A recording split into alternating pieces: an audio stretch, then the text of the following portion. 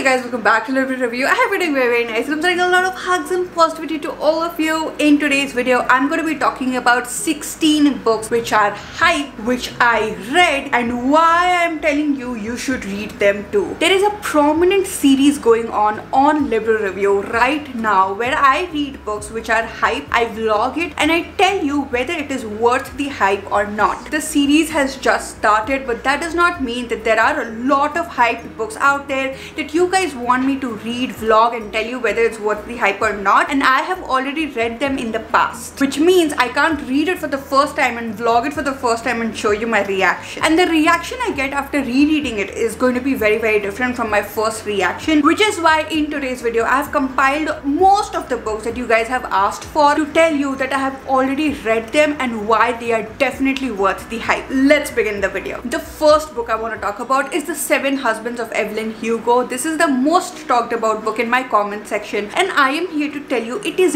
definitely worth the hype. 7 Husbands of Evelyn Hugo is the story of Evelyn Hugo and her 7 husbands, as the title suggests, but the story starts with someone who is trying to understand the story of Evelyn Hugo. Why is Evelyn Hugo the subject? Because Evelyn Hugo is the one person that has had a very troubled childhood, a very difficult past, but now she's this ambitious woman who will do anything and everything there is in the world to become the queen of Hollywood, to achieve that Hollywood dream. However, when you do get into the story of Evelyn Hugo, you realize why she does what she does, what is the entire story about the 7 husbands, and how she has had to do some things that she is not proud of, and she has had to make choices that are so difficult for people like you and me. I read this book in one sitting, and it is a lengthy book. So if I'm telling you to dedicate yourself to it, I am telling it to you because I read it in one sitting, in one night, and I was crying in the morning. I don't know if you will love the character or hate the character, because honestly I have not decided that for myself yet, even though it's been so long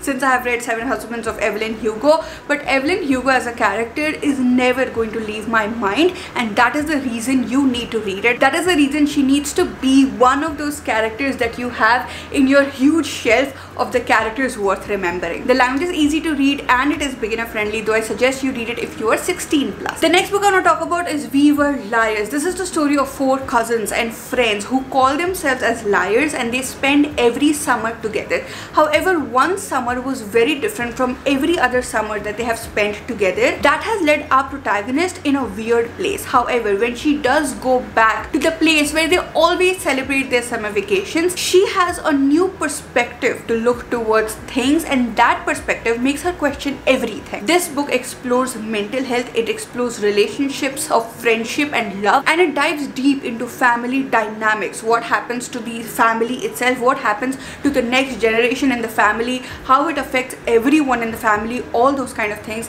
And it is one hell of a book because it explains all of these things. It talks about all of these things and you don't even realize it because the story is so beautifully tragic that you're involved with your emotions in it. Therefore, is it worth the hype? Totally yes. You should definitely read it if you're looking for a tragic read and you want to read something that is written well. The next book is The Night Circus. This book is one of the most magical books there is out there in this world. This is a story of the Night Circus, which appears out of nowhere in the middle of the night and it disappears out of nowhere in the middle of the night. No one knows where it comes from, no one knows where it is going. On the other hand, we have our protagonists, the 2 characters that are supposed to compete against each other in the field of magic. Who is the best magician? And the reward is not just some random reward, it is lives of people. This competition dictates who lives and who dies. That is all I can tell you right now, because if I tell you more, I'm going to spoil the book for you, and I want you to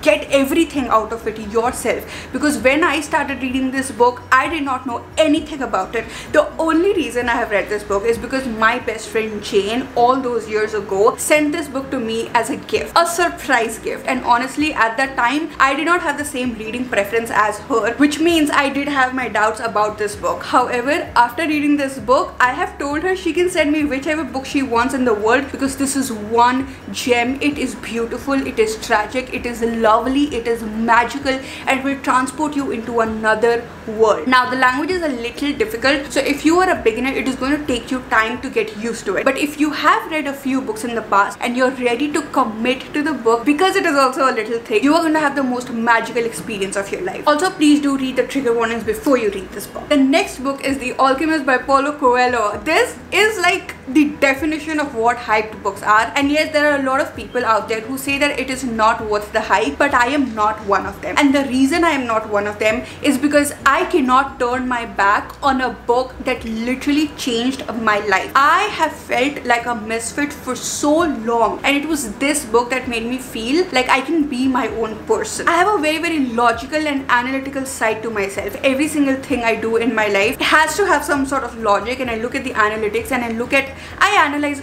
a lot of things a lot, which also leads to overthinking sometimes. However, I am also the child of Mother Nature. I am also a very spiritual person, which means I believe in things like science, having faith, taking the leap, taking the risk, all those sorts of things. But my logical side would never let me embrace my spiritual faithful side. Once I read this book and I read the story of Santiago, I realized one side cannot exist without the other. Santiago has recurring dreams, and he gives up everything that he already owns just to follow that dream. And it's not even like a dream that we have. It's not like a thing that he imagined that he would be when he was a child and now he's going to follow that dream. No, he has an actual recurring dream, like an actual dream, not something that he imagined. And he gives up everything because he has faith, and he takes the leap, and then he follows the signs, and we see his journey. And it is so beautiful that for the first time ever, I was able to embrace that side of myself. So even though it is fictitious, even though the real world out there is not like that, there may be a part of you that may be like that. And if you have even a small flame inside of yourself like that,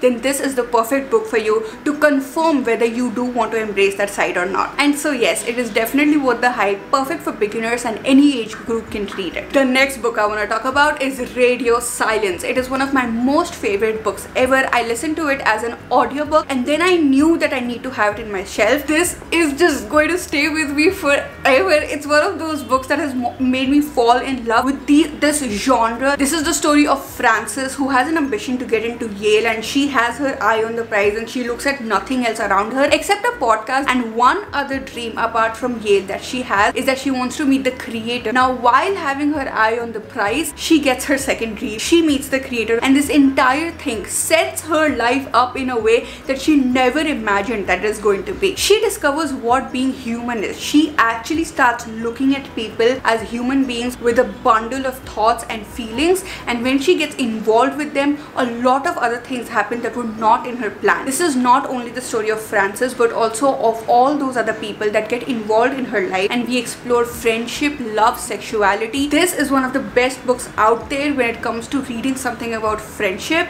and it's just really close to my heart. So is it worth the hype?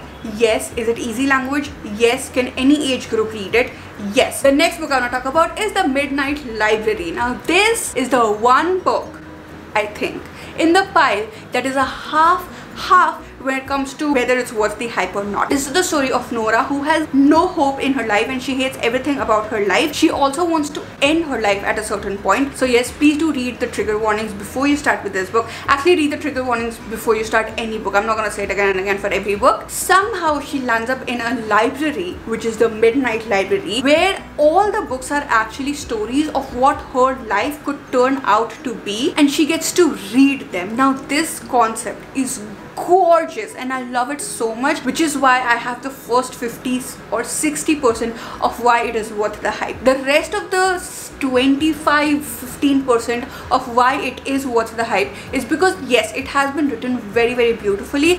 You learn so much from the story, and if you're feeling stuck in your life, it is definitely very inspiring, and it can be life-changing, and it can get you out of a rut, and you can read it as a beginner, and any age group can read it. But kind of like the 20 to 25% of why it is not worth the hype is because I kind of did not expect this from Matt Haig. Matt Haig is an exceptional writer and I love him so much. So when I was reading something fictitious by him, I was expecting a little more grip on my mind and my heart, and that was not there. The writing is a little rushed, which means I was not able to enjoy his writing properly, and that is the whole point of reading Matt Haig. He is such a beautiful writer, and he grips you so well that you read one line and you want to stay over there, and that was not happening in this book, which is why in that part it is not worth the hype, but you can take a chance on it. The next two books are by the same author, and they are like, again, all these books are actually the definition of hype, and the books are The Fault in Our Stars and Turtles All the Way Down by John Green. The Fault in Our Stars is a story of two people that meet at a cancer support group. Yes, they both have cancer, they meet each other, and the story starts right there. On the other hand, we have the story of Ava, and all I can say is that this is the story of Ava and her mind, all the things that she deals with on a daily basis, what she thinks about her relationships, what she thinks about love, what she thinks about her career, what she thinks about her mental health, how her mental health is impacting all these parts of her life, her struggles with it, and how she overcomes them.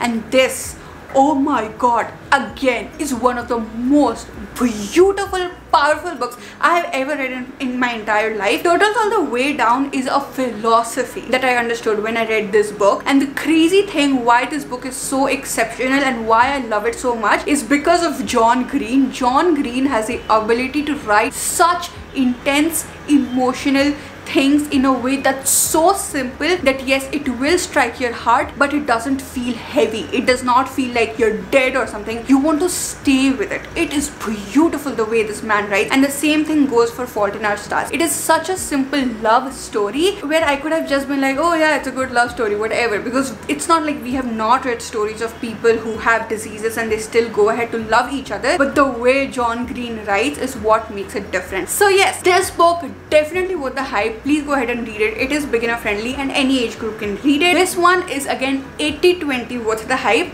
not because the book is not good, but it's way too hyped. I am honestly pissed about how hyped it is, because I was kept from going into the book because of the hype, because I just knew that I'm going to be disappointed, and that's just what happens when one book is this hype. So don't go with the hype in your mind. Just read it if you want to read something beautiful like that. The next book is Tuesdays with Morrie. This book, if you have not read it and you're in the bookish community, it is a problem, and I thought I'm gonna ignore it for the longest time, and I just ended up reading it anyway, because I'm not gonna do that. I'm not gonna like not read a book because of some stupid reason. But when I did read the book, I realized why it is so important to read this book. It is the story of a teacher who is about to die, and it's a story of a student who wants to reconnect with his teacher, and they both meet every Tuesday and talk to each other, and that is Tuesdays with Morrie. I read this book when I did not read this book when I was stuck or I was in the middle of a rut, because I was not going through anything at that time. I just read because I felt like reading it. But this is the perfect book for you if you feel stuck or you feel like you're in a rut, not work wise or relationship wise, life wise. If you feel like you want more from life, or if you feel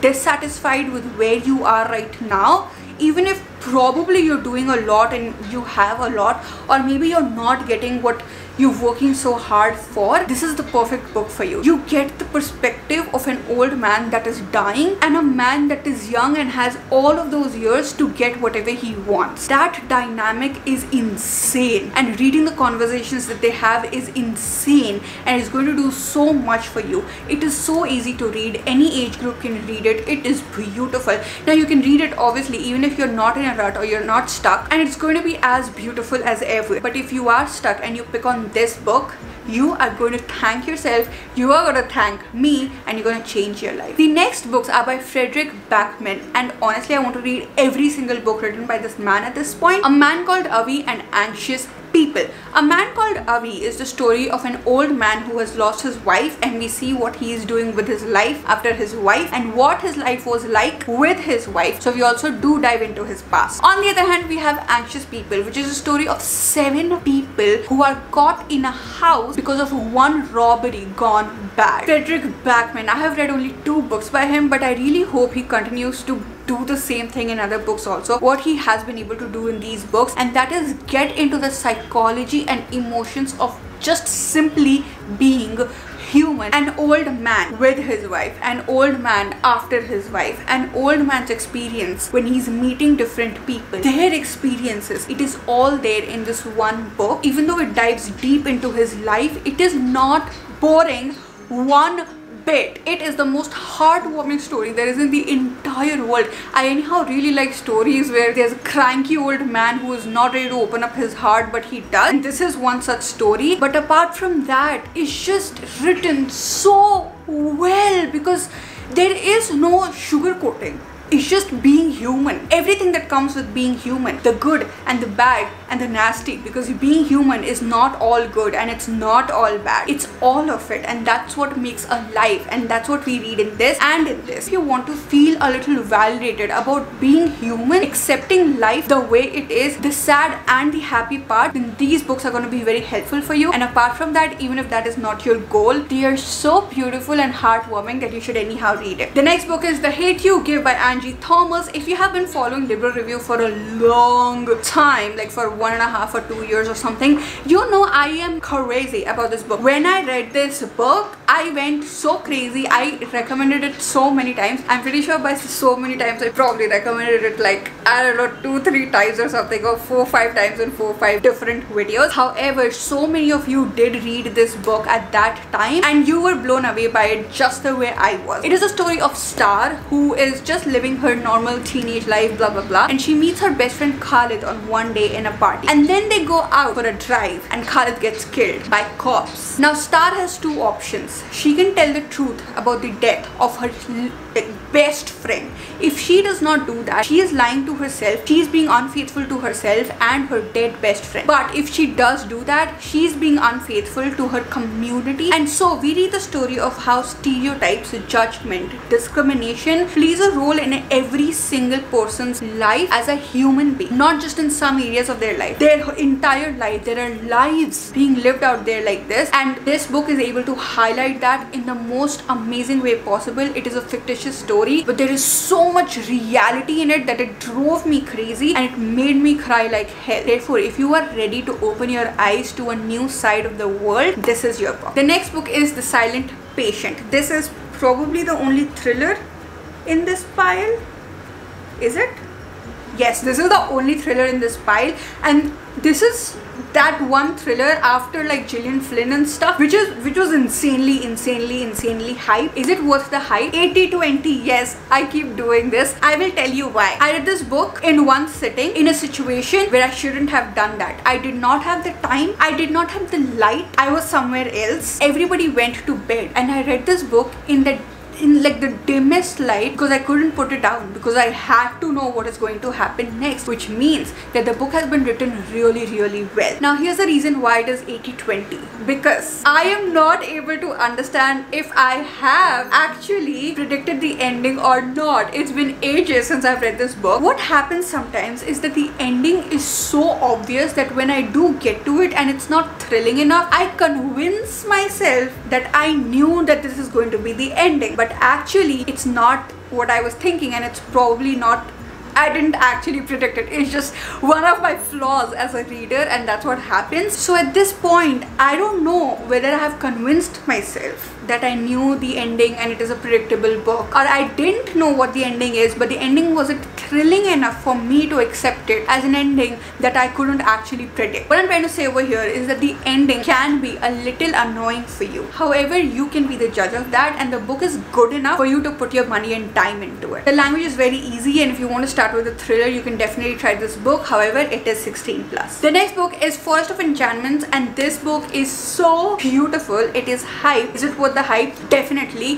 One line description of the book: it is a story of Sita from Ramayana, which is an epic, and that is it. It is her entire story. This is the book that got me hooked to this genre. I did not expect so much empowerment from this book, but it is one of the most empowering books I have ever read. Everything that she was thinking while going through whatever she was going through is insane to read. It is emotional, it is unfair, it is unjust, and seeing what she was doing even in those situations is mind-blowing. It is so emotional, and it is so beautiful, and it is so tragic that your heart is going to be in a million pieces but stuck together when you read this book. It is easy to read and it is very, very descriptive. Now that is the one thing. You want to like go to the end of the book as soon as possible, and this is not the book for you because it's not about the end, it's about her entire journey. But if you are ready to read the journey of a beautiful, strong-willed, smart, wise, glorious woman, this is an amazing book. The next book is Little Women. This is one of those classic books that is read by people even if they don't actually read classics. Is it worth the hype? Definitely yes. I cannot wait for winters to come, for me to get into my blanket, get my hot chocolate, hot cocoa, hot coffee, whatever it is, and in that warmth read this book because of how heartwarming it is, and at the same time the kind of questions it makes you ask about your own life because of every single decision these little cute little women make. We see the entire journey of what Little Women are doing on a day-to-day basis. We see various parts of their life and what they choose to do and how they live with its consequences in their love life, with their parents. It is so beautiful. Now obviously it is a little difficult to read if you are a beginner because it is a classic and the language is very different from what you read in modern books. However, I do request you to stick to the book for a little bit of time, because once you read a few chapters and you get into the story of the Little Women, you yourself will not want to keep it. You will make sure that you're doing anything there is in the world to be able to finish this book because you want to know what happens next. Last but not the least, and at this point I'm losing my voice, is The Boy in Striped Pajamas. This is actually tragedy bottled in one bottle of ink and then poured onto this page in form of words. This is the story of a 9-year-old Bruno who has to shift suddenly from the place that he has lived in since his childhood. Why? Because his father, who is working for Hitler, by the way, had a promotion and has to take care of business. Now Bruno is an adventurous boy, and that is why he needs to go out there and explore what is outside their house, and he needs new friends, which is where he meets the Boy in Striped Pajamas. Now the Boy in Striped Pajamas is actually in a... Should I tell you that? I'm not gonna tell you that. You have to read it for yourself, and probably you already know what I'm talking about. But this book is written from the perspective of a 9-year-old, which means a 9-year-old does not really know what is going on and he is discovering everything himself. So when you read this, look at it from that perspective. Now when you look at it from that perspective, you realize why he is not able to even pronounce some words, because he is so young and so innocent and he has no idea what is going on. Once you are done reading this book, the ending, you are... No, I still haven't wrapped my head around the ending. Every single time I start talking about it, I envision it because I also watched the movie. You can also watch the movie if you want. I was haunted for 2 to 3 days. Once you're done reading the book, read the interview that is there in the back, or do a little bit of research on your computer and you will know what I'm talking about. Yes, it is definitely worth the hype. And that is it, you guys. I really hope you enjoyed the video. This is all I have for you today, and we have more books on Worth the Hype coming, and along with that we have more underrated books too, because I have recently read some books after taking a break from like romance and stuff that have struck a chord with me, and I cannot wait to recommend it to you at least 1 million times till you guys actually get down to reading it and telling me in the comment section that you loved that book. Till then, I'm gonna see you guys very soon. I love you so much. Subscribe, share, like. Bye.